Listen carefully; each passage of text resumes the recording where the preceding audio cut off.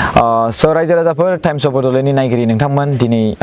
रुंसारि जोंसार बोसाहारि न'खराव जाहा फैला जे बरगयारी सार आरो लोगोसे मेन्डेला सारमोन आरो लोगोसे थाग्ला आदामोन फैदों बेवहाय स' आङो दायो फैला जे बरगयारी सारनिफ्राय मिथिनो लागोन जे बिथाङा बेयाव फैनानै माबायदि मोनदों आरो लोगोसे बिथाङा रायजो राजाफोरनि सायाव मा फोरमायनो सानो गासैनिसिमबो खुलुमनाय बावहरग्रोबाय आरो थांनाय समाव जिखिनि दुखुनांथाव जाथाय जालांबाय बिनि थाखाय आङो गंनैबो न'खरनिसिम आंनि दुखु मोननायखौ फोरमायबाय लोगोसे बे जाथायनि दायनिगिरिखौ आयेननि गेजेरजों बिजिरनानै जाहाथे गोख्रों साजा होयो बिनि थाखायबो आं सरकारनि खाथियाव खावलायहरगोन दा जायखिजाया बर'फ्रा गोलाव सम हाथियार लानानै आन्दलन खालामबोबाय जाय आन्दलनाव जोंनि गोबां बर' जोहोलाव जोहोलावजोफ्रा अबथिरा मुंख्लं जानांबाय गोबाङा फिसाय गोमाजाबाय गोबाङा गथ' गोमाजाबाय आरो गोबाङानो मावरिया जानांबाय बेबायदि गोलाव सम आन्दलन खालामनायनि उनावहाय थांनाय 2020 मायथाइनि 27 जानुवारियाव थामथि खेबनि थाखाय मोनसे एकर्ड खालामबाय जायखौ जोङो बड' पिस एकर्ड होननानै बुंनाय जादों दा खोथाया जाहैबाय मा नैबे एकर्डनि गेजेरजों जोंनि बिटिआर ओनसोलाव मोनसे गोजोनखौ गायसननो नागिरदों मानोना बारलांनाय समखौ जों दिनै बयबो बावगारलांनो सानबाय मोनसे गोजोन थासारिनि गेजेरजों बयबो गावबा गावनि गथ'खौ मोजां लेखा फोरोंनानै गियानि मानसि खालामनानै समाजाव बा न'खराव मोनसे गावबा गाव गोजोनै थानो हानायनि जि बेबस्था बे खोथाखौ दिनै बयबो सिन्था खालामदों दा बेखायनो नैबे बड' पिस एकर्ड होननानै बुंनाय जादों दा खोथाया जाहैबाय मा जों बेखौ खालि ओरैनो एकर्डनि मुंखौ पिस एकर्ड होबाल'बो जानाय नङा बेखौ जोङो मोगथाङाव जाफुंहोनो गोनांब्ला एकर्डआव थानाय मोनफ्रोमबो दफाफोरखौ जों फारियै मावफुंनो नांगोन आरो जोङो आसा खालामदों बे एकर्डफ्रा लासै लासै मावफुंलांजानो थांगासिनो दं थारैनो बेफोर मोनफ्रोमबो एकर्डआ मावफुंजाब्लानो जोंनि गेजेराव पिसआ फैगोन गोजोना फैगोन बेनि अनगायैबो आं मोनसे खावलायगोन दिनै जुदि जोङो गोजोन जायाखै होननानै बेखौ प्रुफ खालामनो थाखाय जों गावबा गावनो जुदि असान्तिखौ गायसननो नाजायोब्लाबो बेयाव मालाबाबो गोजोना फैनाय नङा नों जेसेबांखिनि एकर्ड खालामाथों मानो दा बेखायनो आं बयबो खावलायगोन जे गोजोना जोंनि आखायावबो दङ बे गोजोनखौ जों गावबा गावनो गायसनलांनो हायो आरो जिहेतु एकर्डखौ पिस एकर्ड होननानै बुंदोंब्ला एकर्डआव थानाय मोनफ्रोमबो दफाफोरा मावजानो नांगोन आरो दिनै बिटिआर सरकारा बिनि थाखायनो भारत सरकार आरो आसाम सरकारजों लोगोसे थाफानानै बेफोर एकर्डफोरखौ मावफुंलांनो थाखाय थागथियारि जादों दा ओंखायनो आङो मोनसे खोथाखौ खावलायबावगोन जालांनाय नैबे जाथायखौ लानानै जाहाथे जों गावजों गाव हाद्रि सारलायलाया गावजों गाव जों सोंखारिलायबाय थाया आरो जाय खोथाखौ बुङोब्ला जोंनि गेजेराव गावस्रानाय आरो असान्तिया सोरजिजागोन जों बयबो बिनिफ्राय जानगाराव थानो नांगौ दिनै जोंनि जायफ्रा गावबा गावखौ बुद्धिजिबि बा इन्टेलेक्सुयेल होननानै साननानै लादों दा बिथांमोनहाबो जाहाथे बिथांमोननि खुगानिफ्राय जोंनि गेजेराव गावस्रानाय असान्ति माबा मोनसे जागोन बायदि बेबायदि बिबुंथिखौ होआ जोंनो दिनै इन्टेलेक्सुयेलफोरनि बोसोनगिरिफोरनि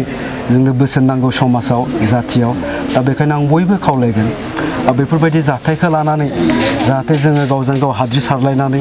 फिन गावनि गेजेराव गावस्रानाय लाबोनानै जाहाथे जोंनि गेजेराव असान्तिखौ गायसनफिना आं बिनि थाखाय खावलायगोन सार माखासे मानसिफ्रा मोनसे गोदान आफाद दानायनि बाथ्रा बुंदों आरो लोगोसे बेखौ जों नुनो मोनदों सोरबाबा बड' स्टुडेन्ट एस'सिएसन बुंदों सोरबाबा अल बड' स्टुडेन्ट एस'सिएसन बुङो स' बे मोनसे माने बे खायदाखौ नायनानैसो मोनसे राजखान्थियारि गेलेदों नामा मानसिफ्रा नोंथांमोना मा सानो बेखौ बुंनो गोसो गैयामोन अब्लाबो बुंनोसै दानि जिथु जोङो नंखाय गावजों गाव दाय होलायनाय बेखौ नोजोर होयोब्ला थारैनो जोङो बयबो गावबागाव राजखान्थि हान्जानि मुलाम्फानि थाखाय खोथा बुंबाय थानाय बायदि नुदों खोब सम्भब जाथाय जानायनि अखानायैनो आं माखासे फेसबुक पस्ट नुदों दा बेवहाय एबसुखौ दाय होनाय दुलाराय बर' फरायसा आफादखौ लोगो लोगोनो बेफोर पस्टखौ नायोब्ला ओरैबायदि नुयो जेन' बे जाथायखौ एबसुआसो खालामदों आरो बेबायदिनो जेन' बे जाथायखौ बिटिआर सरकारासो खालामदों खोब बेबायदि नुयो आरोखि आरो दिनै दुलाराय बर' फरायसा आफाद थाखानायनि उनाव गोदानै बर' फरायसा आफाद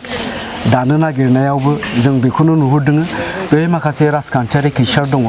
आरो राजखान्थिजों बायास जानानै दिनै गावबागाव राजखान्थियारि मुलाम्फानि थाखाय बेफोर आफादफोरखौ दानानै जोंनि समाजाव जोंनि जाथियाव गावस्रानाय गोजोननाय गैयै बे थासारिखौ गावनि खालि राजखान्थियारि मुलाम्फानि थाखाय खालामनो नागिरनाय बायदिखौ जों नुहुरदों आरोखि दिनै जों फरायसा मोनसे जाथियावनो मोननै मोनथाम फरायसा आफाद दानानै जोंनि गेजेराव जे माबा मोनसे गोजोन थासारि फैगोन जों जाथि हिसाबै जे माबा मोनसे लाब जागोन जों बेखौ मालाबाबो नुहुराखै आं बेखायनो खावलायदों जों गावबागाव राजखान्थियारि सार्थखौ फुरुं खालामनो थाखाय दिनै बेफोरबायदि जाथायखौ लानानै जों गावजों गाव हाद्रि सारलायबाय थानाया बेयाव जोंनि जातिखौनो धंस' खालामनायनि मोनसे लामा बायदि आं नुहुरदों दा बेखायनो आं खावलायगोन जों बेफोरनिफ्राय बयबो गोजानाव थानो नांगौ आरो जोंनि साफ्रोमबो इन्टेलेक्सुवेलफोरनि जा अपिनियन जा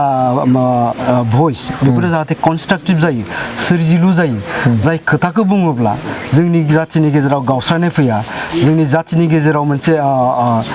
असान्थि फैया जों बेखौ नोजोर होनो नांगोन आं दहायनो बुंदों दिनै जोंनो इन्टेलेक्सुवेलफोरनि बोसोन नांगौ दिनै जोंनि माखासे उन्दै उन्दै गथ'फोरनि गेजेराव जुदि जोङो